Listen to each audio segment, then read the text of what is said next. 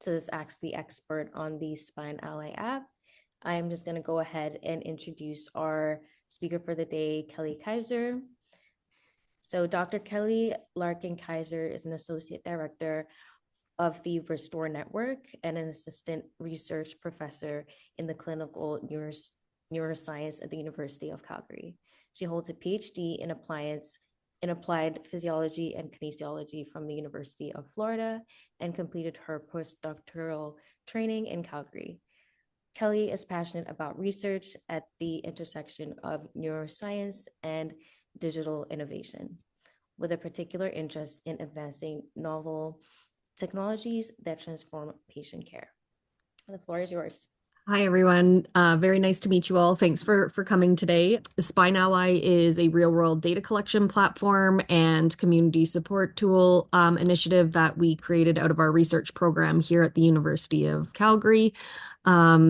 A little bit of inspiration as to why we built this in the first place. So it was really inspired by the people living with spinal cord injury that have come through our research program and through a lot of the community engagement that we've done along the way, where we heard from a lot of folks living with spinal cord injury that they felt that they needed a tool or one harmonized place where they would have the ability to keep track of all of the health outcomes that they're trying to keep track of on a day-to-day basis, which we all know can be quite overwhelming. So they really wanted some kind of a tool that was more user-friendly to be able to document all of their health needs.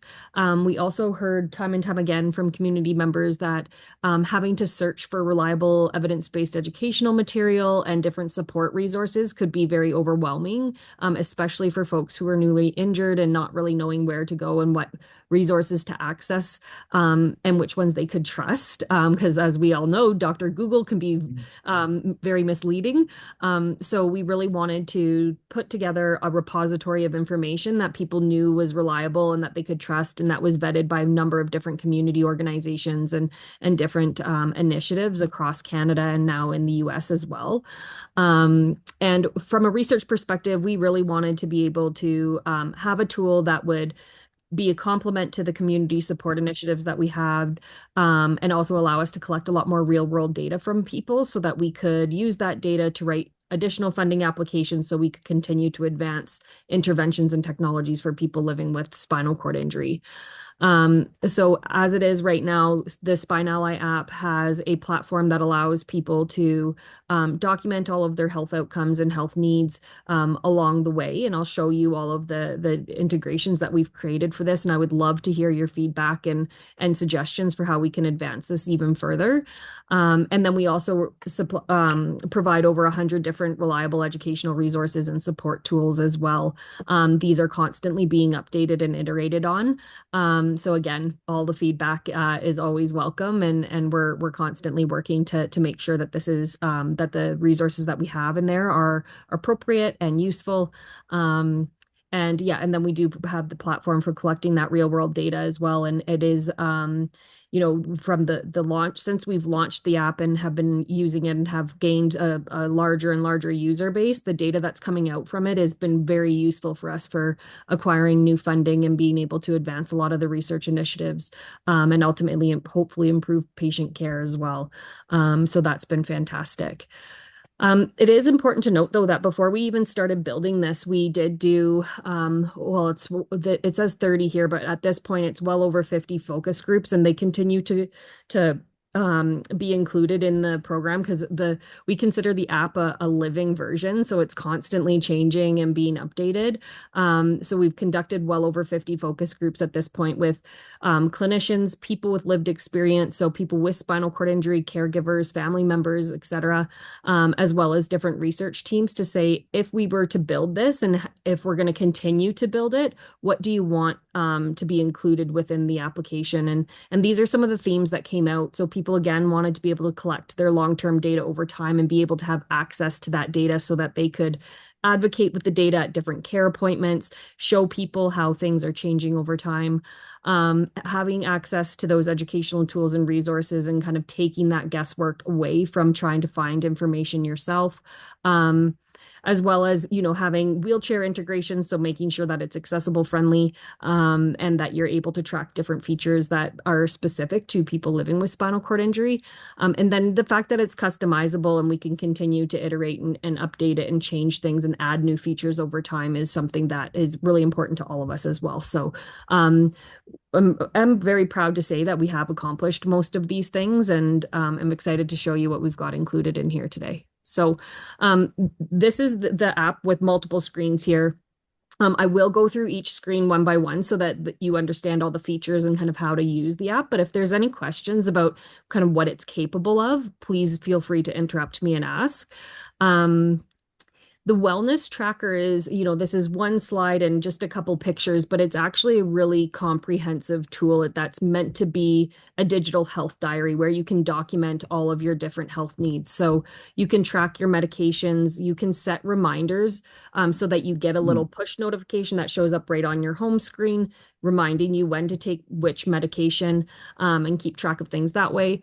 You can also keep track of equipment needs through this too. So say that you're going to need to place another catheter order in 3 months, you can add that to the calendar and set particular reminders at whichever frequency you'd like.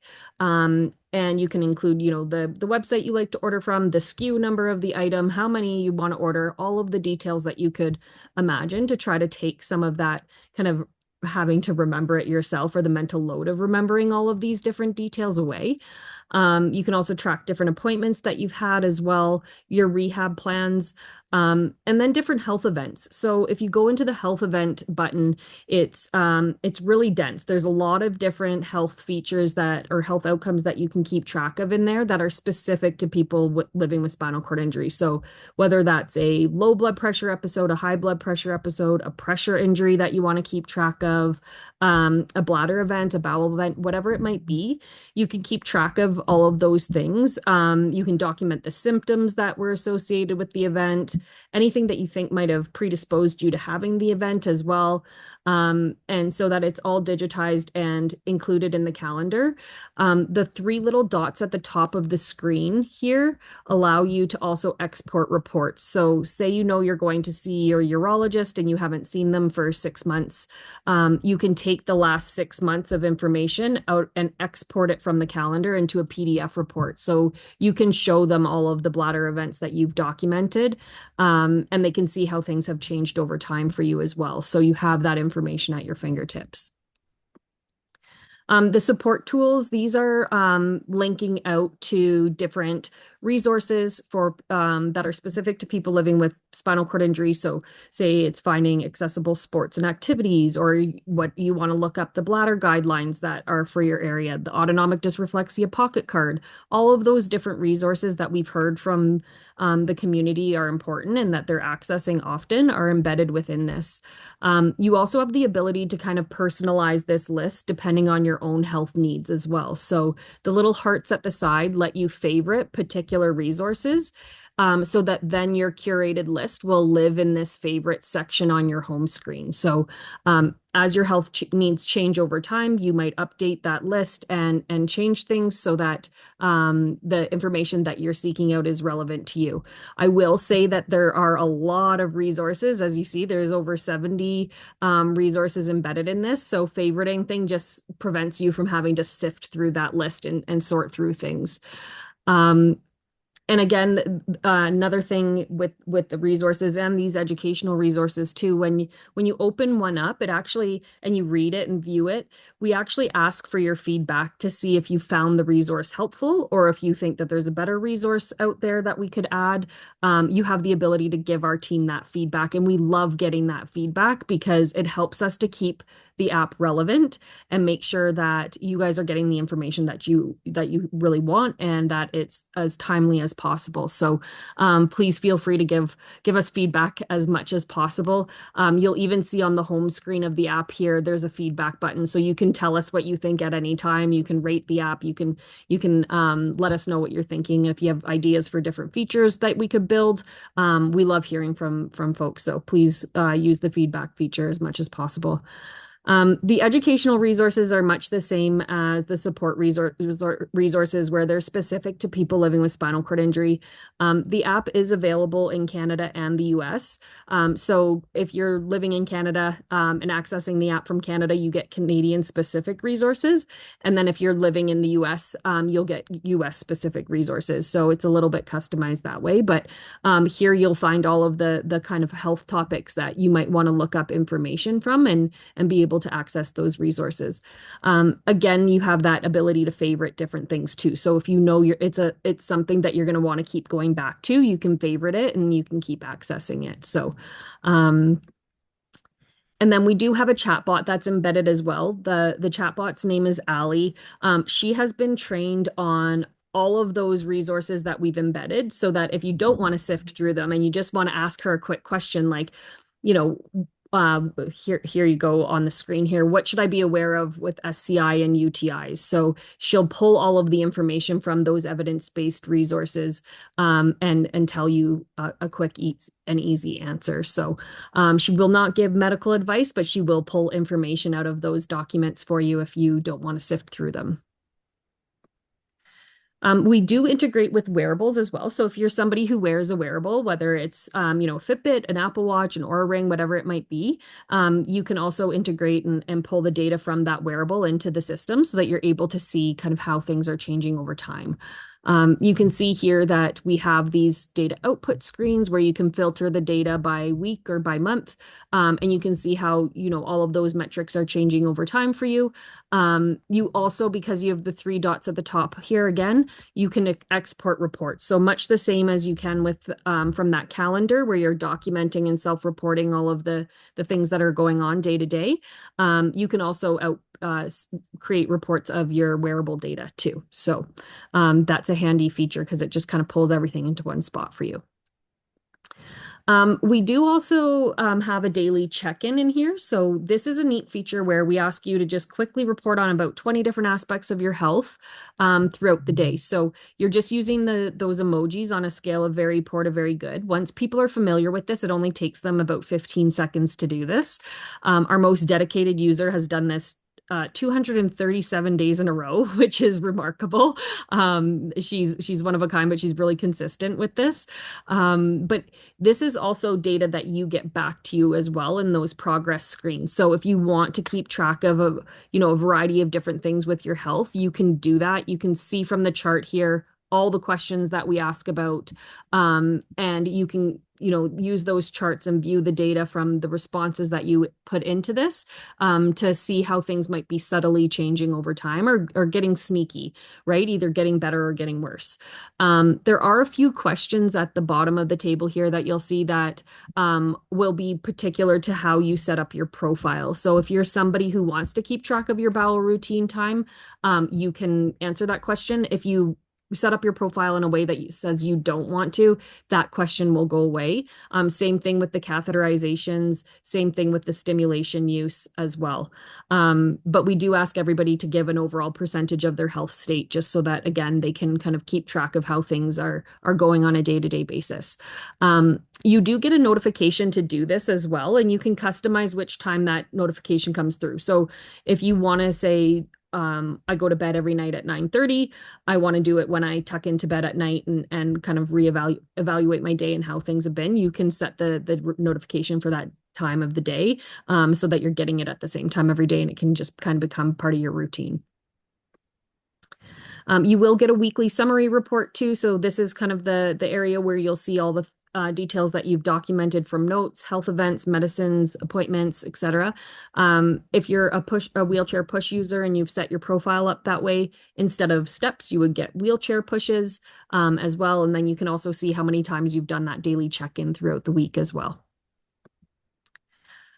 We do also, in an attempt to try to connect the research world with the community and the clinical world, we do try to send out latest SCI news as well. So that might be something like a new research finding, a community event, or a person of interest story.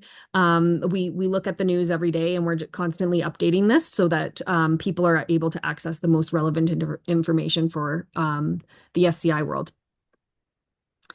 The testimonials, obviously, guys, these are a bit cherry picked, right? But they've been pretty good so far. We have gotten some constructive feedback, which again we love because it just helps us make the app better. We've spent the last 4 years building this, and we want it to be useful to folks, and we want it to be something that people find helpful in their day-to-day lives. So the bad feedback is also really good, and we welcome that.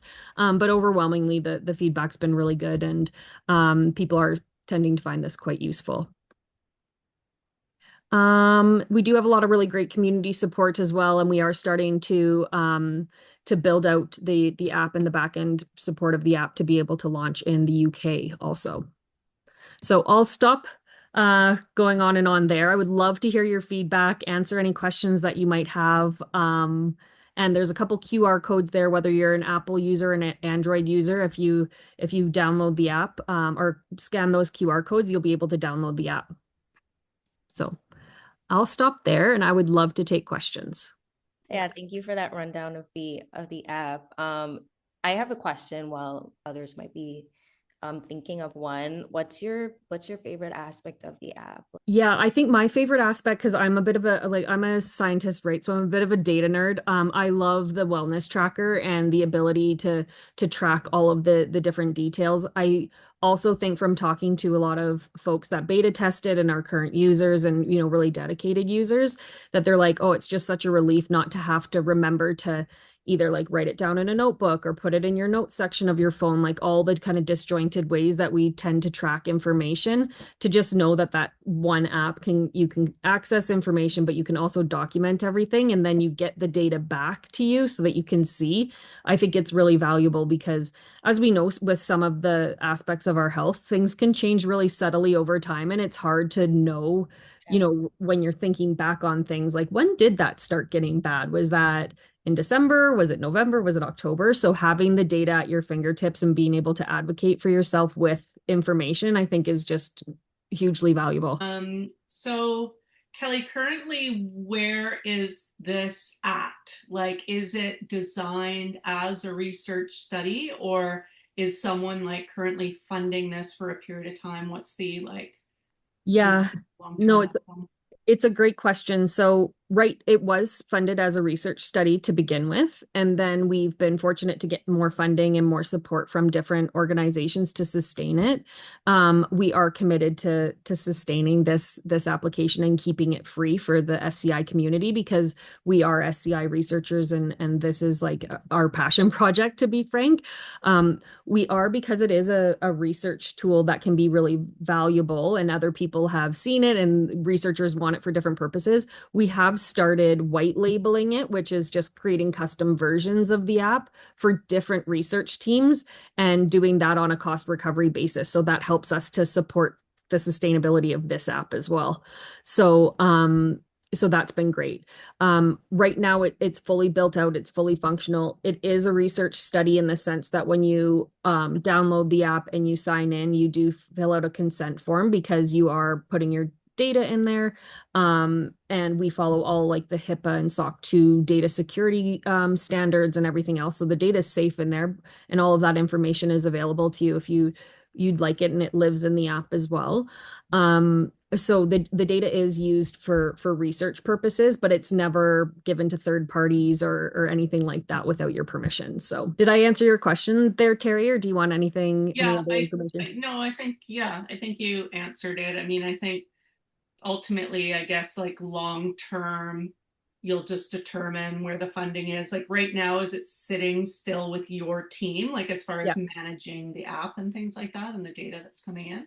Yeah. Yeah, it is sitting with our team, and we're talking to other community organizations who are hopefully interested in helping with some funding to sustain it as well, because it is something that I think if we all work together and kind of harmonize the resources across all the different community organizations and initiatives, could be really valuable to a lot of groups. So we're working on some of those things as well in the background. Mhm. Yeah.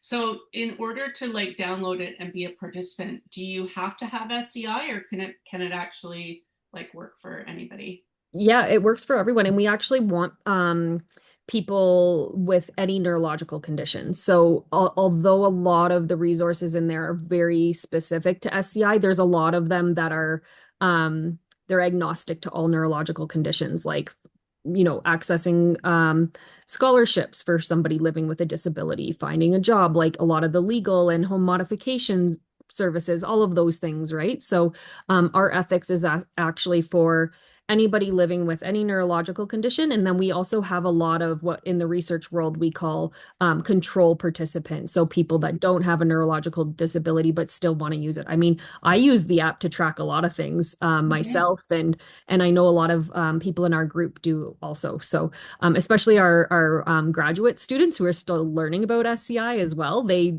use this as like a little bit of an educational tool for themselves to keep referencing back to the different unique things that people living with SCI are managing. So everyone is welcome. You just have to be over 18. Perfect. Yeah. You mentioned that it's compatible with like different type of wearables. If you don't have one, would you still benefit substantially from like the tracking aspect of the app?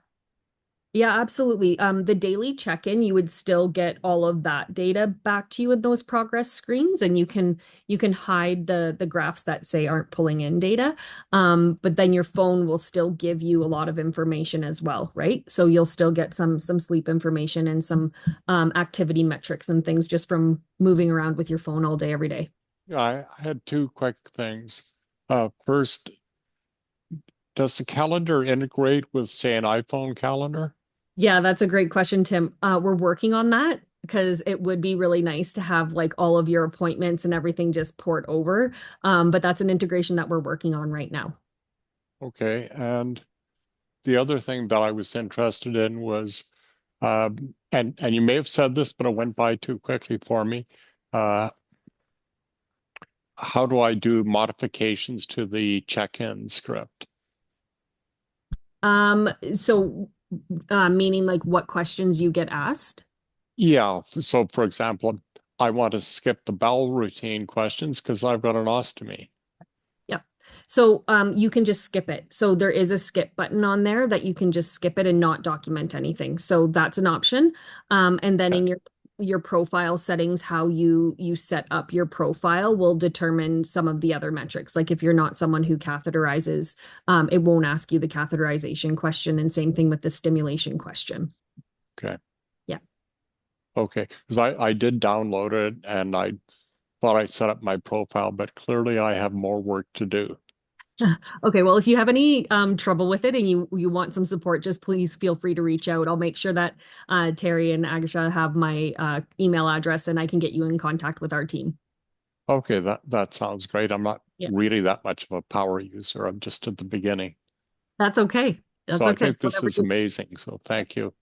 Well, and whatever you need, and same thing with the feedback button. If you were to write feedback in that feedback button, our team would get it right away and somebody would reach out to you and get back to you. So if there's ever a time that you need some tech support, for whatever reason, sometimes people have like an odd bug that pops up in their app, and they'll just shoot us a message that way and somebody gets back to you really quick. Awesome. Thanks again. Yeah, no worries, Tim. Thanks for coming today. I downloaded the app today, so I've been playing around with some of the stuff. And yeah, I like the feature of the hospital, like to be able to find your nearest hospital in there. So it's super fast too. yeah, that's a tool that people really enjoy. And especially when they're traveling. Because if say you forget something and you need to find a medical supply store really quickly and you're in an unfamiliar city and you pull up that map, you can find things pretty quick. So yeah, and we've tested it in pretty much every city that we've gone to for conferences or holidays, and it works. It seems to be working across the globe for now. So outside of some particular areas that we haven't gone to, but yeah. No, yeah, it was pretty fast for me. In fact, I like reloaded it just to make sure it was, and I was like, oh, because yeah, normally map stuff takes a little bit of time to load on different platforms. But yeah, I really like that aspect of it. Oh, thank you. Yeah. Terry, I don't know if you have anything else to add. It looks like Tom unmuted himself, so I'm gonna sorry see about you, that. Tom. You noticed that. Hi, Tom. Hi, I'm Tom.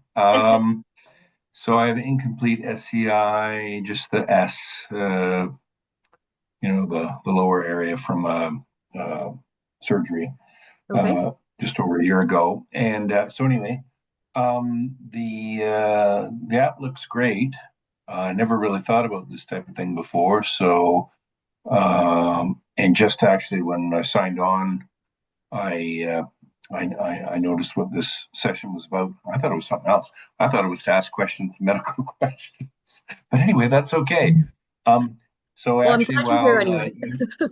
while you're doing your intro and everything, I actually logged in and answered all the questions. So I haven't set it up all, but I'm getting there. So that's good. Okay. One thing, but I did hear you address it, that I'm big about is privacy and security of data. Yep. You did indicate. I mean, even though we try to, I never underestimate our neighbors to the south and their, Patriots Act and other ways of demanding data. But anyway, I Yep. guess we do the best we can. Because I noticed when I signed in, it said, "Are you from Canada or the U.S.?" So that made me nervous. No, yeah, so I will give you the assurance, Tom, and I appreciate you asking this question because it's something that's really important to me too. And I honestly never expected to become a data security expert, but over the years I've learned a lot. And I can assure you that in order for us to meet the HIPAA and SOC 2 standards, like get those certifications on our data security, we have had a number of different penetration tests and security audits, and they're ongoing. We're constantly having them. And all of the data from Canadians always stays in Canada. So it is protected under the Canadian data privacy rules. And we adhere to all of those. So the data never crosses the border. And same thing with US users. Their data stays in the US as well. So we host on the Amazon Web Services cloud. That is the same cloud that the US Department of Defense uses, the biobank does, the Canadian government uses it as well. It's incredibly secure and safe, and it meets all the most stringent standards of security and privacy and compliance. Okay, great. And I do have a lot of the information. There are some policy documents in the app too, but if you don't want to have to dig for them and find them, I'm happy to pass them along. So don't hesitate to reach out if you have any other concerns about that.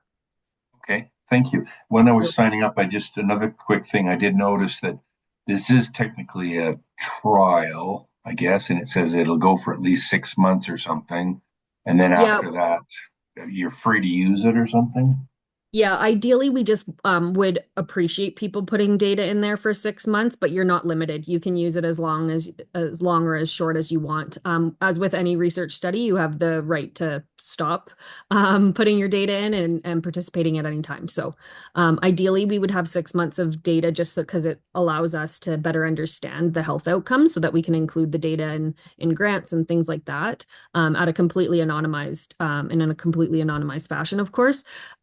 But yeah, you're able to stop at any time, and you're able to use the app much longer than 6 months if you want to too.